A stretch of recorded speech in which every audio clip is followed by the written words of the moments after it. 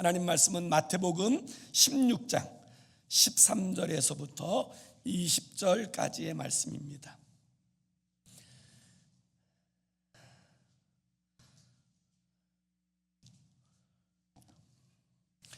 마태복음 16장 13절에서 20절까지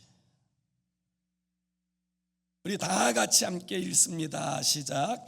예수께서 빌립보 가이사라 지방에 이르러 제자들에게 물어 이르시되 사람들이 인자를 누구라 하느냐. 이르되 더러는 세례 요한, 더러는 엘리야, 어떤 이는 예레미야나 선지자 중에 하나라 하나이다. 이르시되 너희는 나를 누구라 하느냐.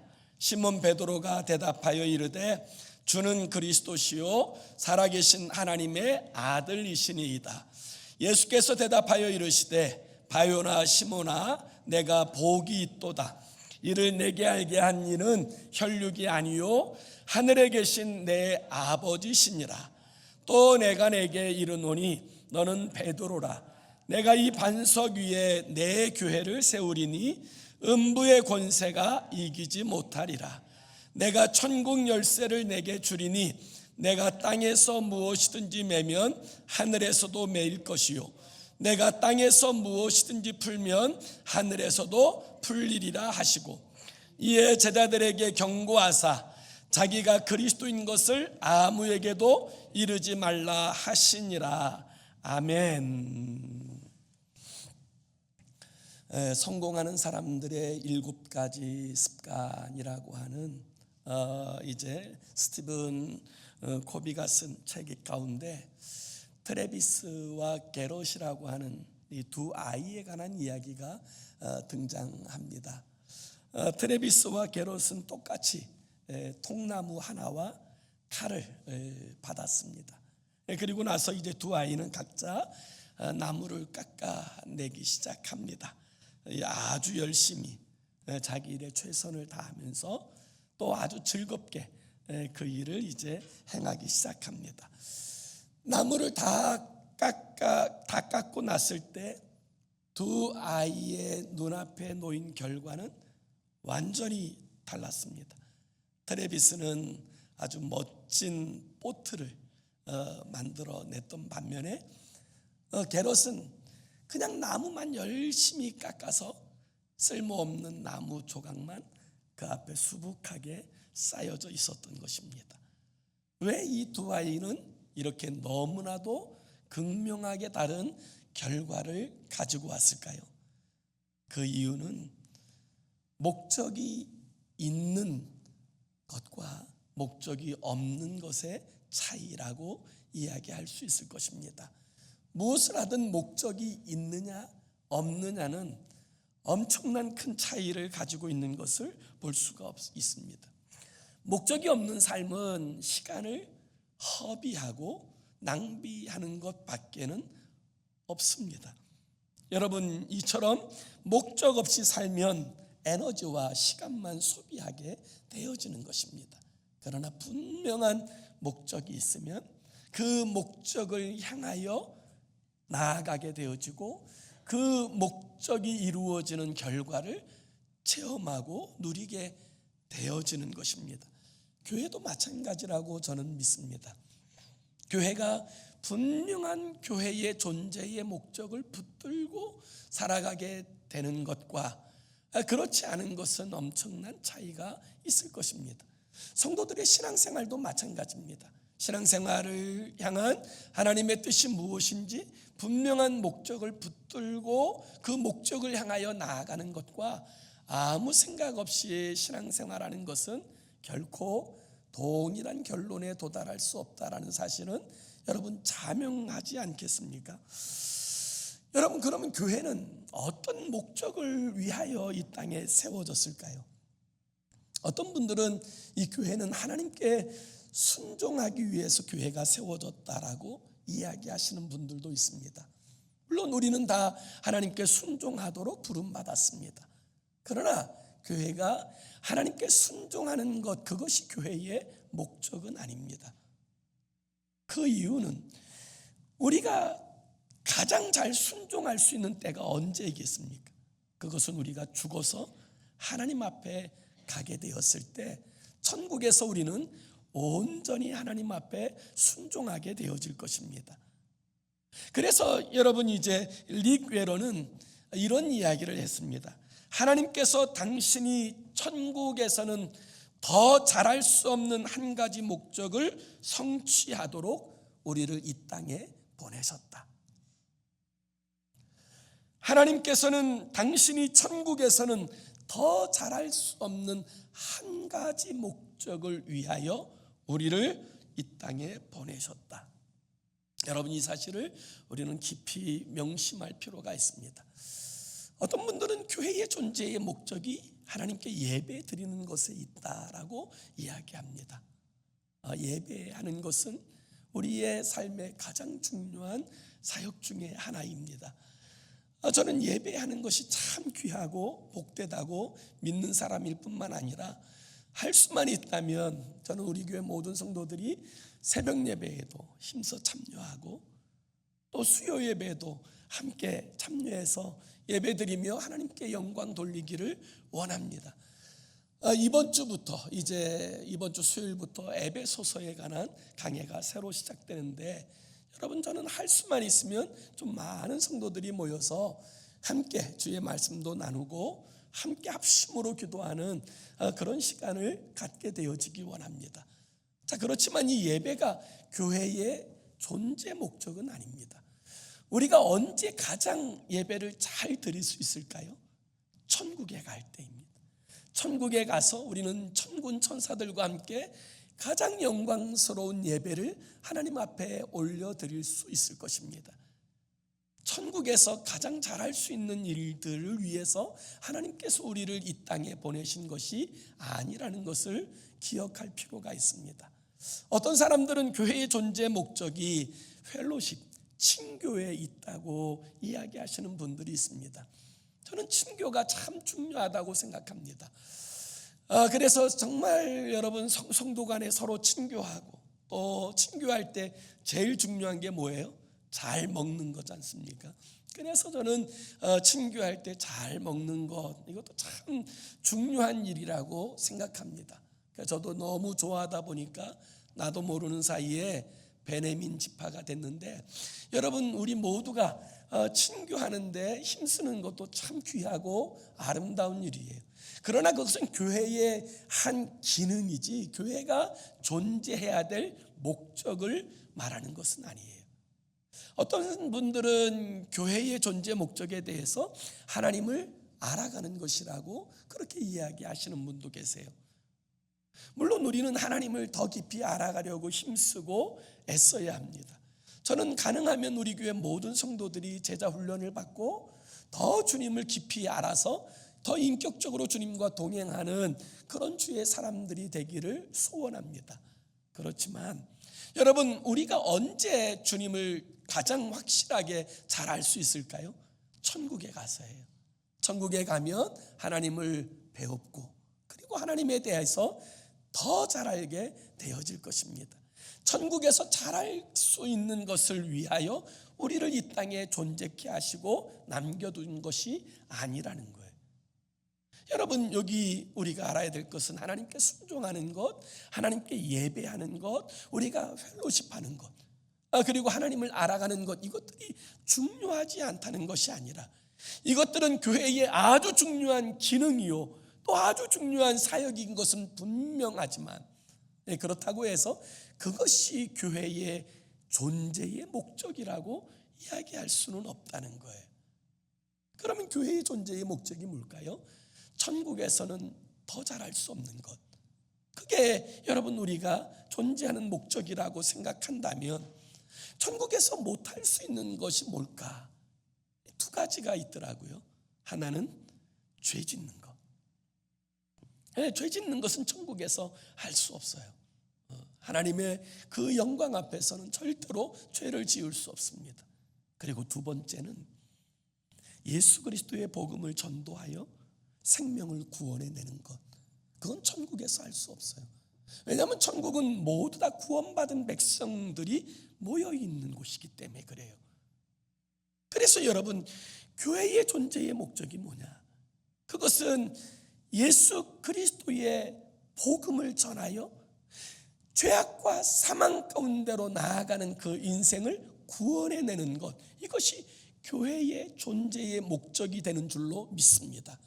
교회가 세상을 향하여 구제도 해야 되고, 교회가 세상을 향하여서 선하고 빛과 소금의 역할을 감당해야 되는 것도 중요하고 귀한 일이지만, 교회가 본질적으로 존재해야 되는 이유는 예수 그리스도의 복음을 통하여 죽은 영혼을 살려내는 것, 그것이 바로 교회가 이 땅에 세워진 존재 목적이라는 것을 우리는 기억할 필요가 있어요. 그래서 여러분, 우리는 이 존재 목적을 붙들고 분명하게 살아가는 것이 우리의 삶에는 무엇보다도 중요하다는 사실을 인식하면서 우리가 2025년을 시작했으면 좋겠어요.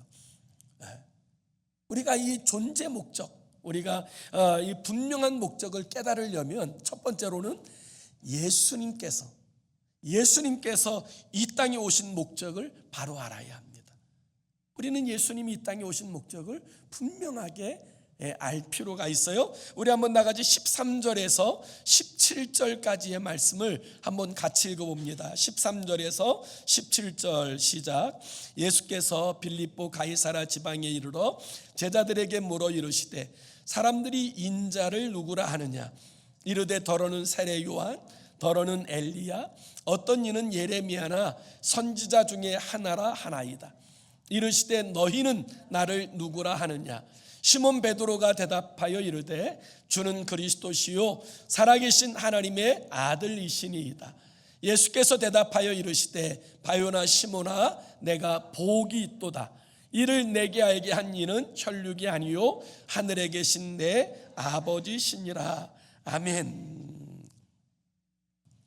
예수님께서 이제 제자들과 동고동락한 지 3년이 가까이 되었던 어느 날 예루살렘으로 올라가시기 전에 주님께서 12제자를 데리시고 빌립보 가이사라라고 하는 지역에 가세요. 이 빌립보 가이사라라고 하는 이 지역은 오늘날로 표현하면 우상단지라고 이야기할 수 있는 곳이에요.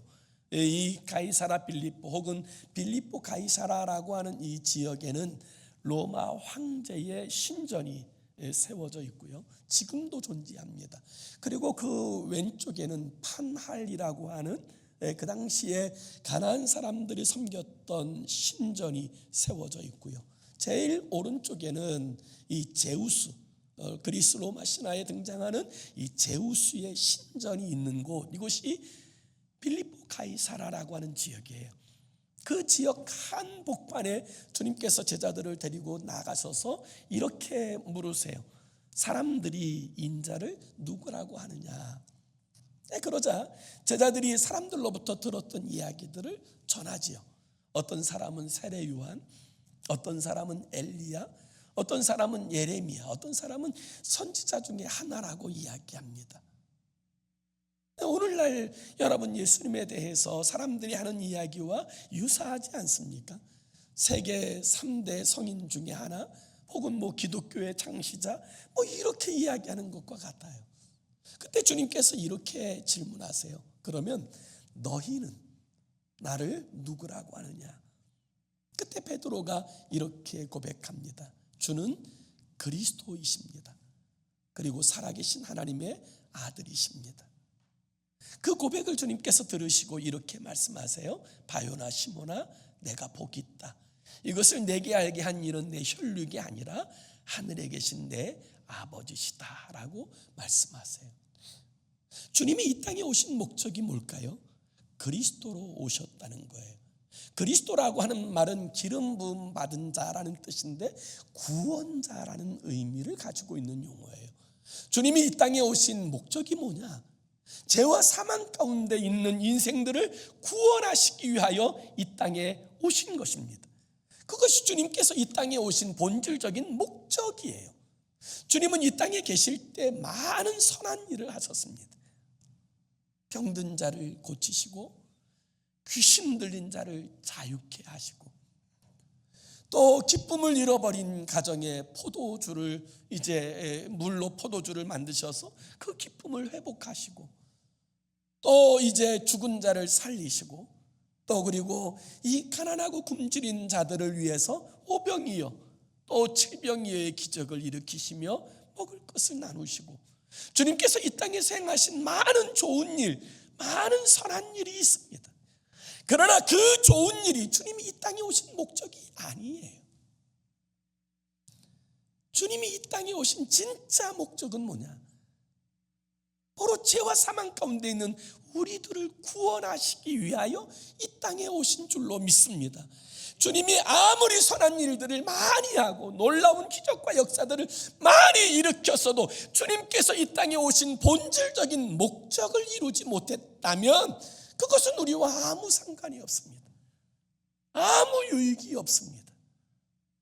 그렇지만 주님은 왜 이 땅에 오셨는지, 하나님께서 보내신 그 목적이 무엇인지 분명하게 붙들었어요. 실제로 예수님께서 이 땅에 탄생하실 때 하나님은 천사를 통하여서 주님께서 이 땅에 오신 목적이 무엇인지를 명확하게 알려주셨어요. 마태복음 1장 21절에 보면 아들을 낳으리니 이름을 예수라 하라. 이는 그가 자기 백성을 그들의 죄에서 구원할 자이심이라 하니라.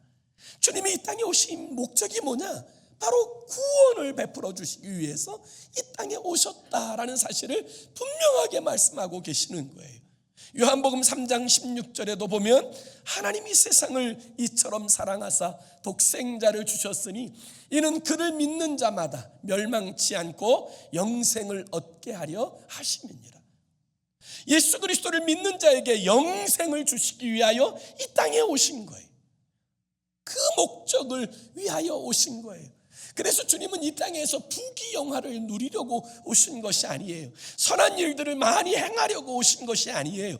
주님이 오신 목적은 뭐냐? 자신을 십자가에 내어주는 희생을 통하여 우리를 구원하시기 위하여 이 땅에 오신 줄로 믿습니다. 그래서 마가복음 10장 45절에 보면 인자가 온 것은 섬김을 받으려 함이 아니라 도리어 섬기려 하고 자기 목숨을 많은 사람들의 대속물로 주려 하십니다. 이것이 주님께서 오신 목적이에요. 그리고 주님은 그 목적을 십자가 위에서 다 이루신 후에 숨을 거두시기 전에 다 이루었다 말씀하신 거예요. 그것이 주님께서 오신 목적이에요. 여러분, 주님이 오신 목적처럼 주님이 머리 되신 교회의 존재 목적도 동일합니다. 머리 대신 그 주님이 머리 대신 이 교회는 이 주님께서 이 땅에 오신 목적 그대로 죽은 영혼을 살리고 하나님의 나라를 이 땅에 세워내는 것, 이것이 교회가 존재하는 목적이 되어지는 줄로 믿습니다. 그래서 우리가 반드시 알아야 될, 반드시 여러분이 이제 알아야 될 두 번째는 교회의 존재하는 목적을 바로 알아야 된다는 거예요. 우리는 교회가 존재하는 목적을 바로 알아야 돼요. 우리 한번 나가지 18절의 말씀을 같이 읽습니다. 시작. 또 내가 내게 이르노니 너는 베드로라. 내가 이 반석 위에 내 교회를 세우리니 음부의 권세가 이기지 못하리라. 아멘. 여러분, 이 말씀을 보면 우리가 교회의 목적을 정하는 것이 아니라는 것을 알 수가 있어요. 여러분, 교회의 사역자들이 교회의 목적을 정하는 것이 아니에요. 혹은 교회의 성도들이 투표해서 교회의 목적을 정하는 것이 아니에요. 교회의 목적은 이미 교회의 머리 되신 그리스도께서 정하셨어요. 교회는 그 목적을 따라 행하게 될 때 여러분, 교회가 교회다워지는 줄로 믿습니다. 그게 복음 전하는 거예요. 복음을 전하여서 한 생명이라도 주님께로 인도하는 것. 여러분, 이 일이 얼마나 큰 일인지, 한 생명이 회개하고 주께로 돌아오면 천국에서는 잔치가 베풀어진다고 말씀하세요. 주님께서 우리에게 가장 기대하시고 요구하시고 우리 교회를 통하여서 하시고자 하시는 가장 영광스러운 사역이 있다면 그것은 여러분, 전도하는 거예요. 그리고 한 생명을 구원해내는 거예요. 주께로 인도하는 거예요. 생명 얻게 하는 곳으로 이끌어가는 것인 줄로 믿습니다. 여러분, 우리가 알아야 될 것이 이거예요. 예수님은 누구의 교회를 세상에 세웠느냐는 거예요. 여러분의 교회를 이 세상에 세운 게 아니에요. 여러분, 목사의 교회를 이 세상에 세운 것이 아니에요. 주님의 교회를 이 세상에 세운 거예요. 그리고 주님의 교회는 주님께서 세우신 목적대로 순종하여 살아가게 될 때 음부의 권세가 역사하지 못하는 줄로 믿습니다. 그리고 주님의 교회가 그 일을 이루어 가려고 할 때 여러분, 주님께서 역사하시고 도와주시는 거예요. 도와주시는 거예요. 세계적인 커피 전문점 스타벅스를 설립한 하워드 슐츠라고 하는 사람이 그 스타벅스 커피의 그 커피잔 밑에 성경 말씀들을 적어내기 시작합니다. 그렇게 하게 되어진 이유 중에 하나는 그 리게론 목사님이 쓴 목적이 이끄는 삶이라는 책을 읽고 너무 은혜를 받고 감동을 받아서 그 책에 나오는 그 세상 모든 사람들이 반드시 읽어야 될 63개의 성경 구절을 이 스타벅스 커피 커피잔에다가 다 새겨내기 시작해요. 그러자 주변에서 이제 하워드 슐츠에게 이렇게 염려하면서 이야기하는 사람들이 많이 있었답니다. 그렇게 하면 반발하는 사람들이 많이 생기지 않을까요? 또 불매운동이라도 벌어지고 또 문제라도 생기지 않을까요? 왜 그렇게 꼭 하셔야 합니까? 그때 하워드 슐츠가 아주 유명한 대답을 합니다. 그것이 제 사명이기 때문입니다. 그것이 제가 존재하는 이유이고 사명이기 때문입니다. 그 존재의 목적을 분명히 붙들었기 때문에 그런 거예요. 여러분, 이것이 중요합니다. 전 세계에 영향을 끼치었던 이제 윌로크릭 교회 빌 하이블스 목사님이 책에 보니까요, 이분이 이런 이야기를 하세요. 자신은 어떤 교회가 건강한 교회고 어떤 교회가 주님이 기뻐하시는 교회일까? 자신은 처음에 균형 잡힌 교회가 건강한 교회고 주님이 기뻐하시는 교회라고 생각을 했다는 거예요. 그런데 하나님의 말씀을 깊이 묵상해 보니까 정말 주님께서 원하시는 교회는 세상에서 이런저런 칭찬받고 균형 잡힌 그런 교회가 아니라 주님께서 맡겨주신 일을 감당하는 교회가 건강한 교회고 주님의 교회라는 사실을 알게 되었다는 거예요. 그리고 그 일이 바로 교회의 존재 목적인데 전도가 교회의 존재 목적이라고 그 빌 하이벨스는 그렇게 이야기해요. 여러분, 교회가 존재하는 목적, 그것이 전도에 있어요. 우리가 반드시 알아야 될 세 번째는 여러분, 우리의 사명, 우리가 받은 사명을 바로 알아야 돼요. 그럼 우리가 받은 사명은 뭐예요? 오늘 19절의 말씀도 같이 읽습니다. 시작. 내가 천국 열쇠를 내게 주리니 내가 땅에서 무엇이든지 매면 하늘에서도 매일 것이요 내가 땅에서 무엇이든지 풀면 하늘에서도 풀리리라 하시고. 아멘. 우리는 어떻게 해야 세상에 거룩한 영향을 줄 수 있나? 어떻게 세상을 바꾸는 교회가 되어줄 수 있나? 주님과 함께 해야 합니다. 그리고 주님께서 맡겨주신 사명을 감당해야 합니다. 여기 예수님께서는 이 사명을 받은 교회와 성도들에게 천국 열쇠를 주었다라고 설명하고 있어요.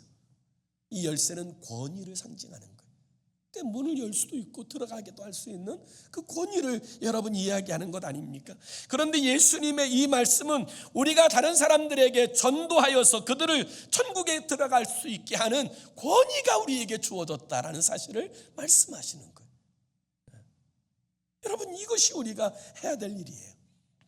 교회가 해야 될 일이고 우리가 해야 될 일이에요. 그리고 그 목적을 향해서 걸어가게 되면 하나님의 성령이 도우셔서 그 뜻을 이루도록 역사하여 주시는 줄로 믿습니다. 우리는 이 믿음 가지고 2025년 새해에는 이 교회의 존재 목적, 우리의 사명의 그 본질적 목적이 영혼 구원에 있음을 고백하면서 정말 한 생명에 우리의 마음을 다 쏟고 그 한 생명이 주께로 돌아오는 일에 우리의 관심을 다 쏟고 그 일에 모두가 서로 협력하고 도와주면서 여러분 주의 교회가 주님 맡겨주신 사명을 이루어가는 최선을 다하는 그런 복된 교회가 되어질 수 있기를 원합니다. 세계 제2차 대전 때 헝가리에 있던 포로 수용소에, 그 포로 수용소에는 공장이 있었는데 그것은 온갖 오물들을 이제 해결하는 그런 공장이었답니다. 그런데 어느 날 연합군의 폭격기가 나와서 그 공장을 이제 폭탄이 떨어져서 그 이제 기능을 전혀 못하게 되는 이런 이제 상황이 벌어진 거예요. 그래서 이제 그 헝가리에 있는 포로 수용소에 있는 포로들은 잠시 노동의 그 엄청난 노동에서 잠시 해방되는 것 같았지만 그 다음 날부터 이 나치 군인들이 그 모든 이제 그 포로들을 다 끌고 나와서 이 흩어져 있는 것들을 자재를 모으게 하고, 그리고는 그 자재들을 이곳에서 저곳으로 옮겨라, 그리고 그 다음 날에는 저곳에서 저곳으로 옮겨라, 또 그 다음 날에는 저곳에서 이곳으로 옮겨라, 매일같이 동일한 의미 없는 목적 없는 일을 매일같이 시키는 거예요.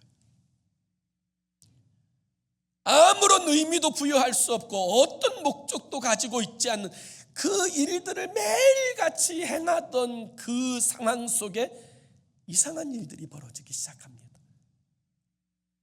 사람들 정신이 나가는 거예요. 미치기 시작하는 거예요. 그래서 그 사람들 중에 많은 사람들이 스스로 자살하기 위해서 그 나치 군인에게 막 덤벼들다가 총에 맞아 일부러 죽는 그런 일들이 계속적으로 벌어지는 그런 사태가 일어나게도 된 거예요. 사람이, 교회가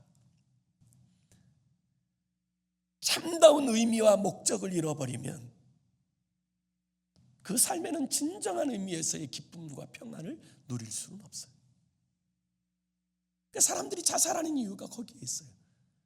어려워서 자살하는 것이 아니에요. 힘들어서 자살하는 것 아니에요. 살아야 될 분명한 목적과 의미를 잃어버렸기 때문에 그런 거예요. 교회도 마찬가지.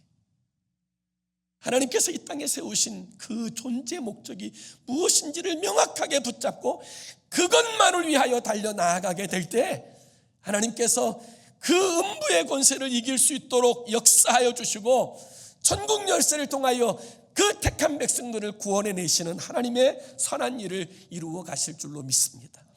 2025년도에 우리 필그림 교회가, 우리 모든 성도들이 한 마음으로 한 생명을 주님께로 인도하는 일에 집중하면서 그 믿음으로 도전하는 저와 여러분의 생애와 삶이 되기를 예수의 이름으로 축원합니다.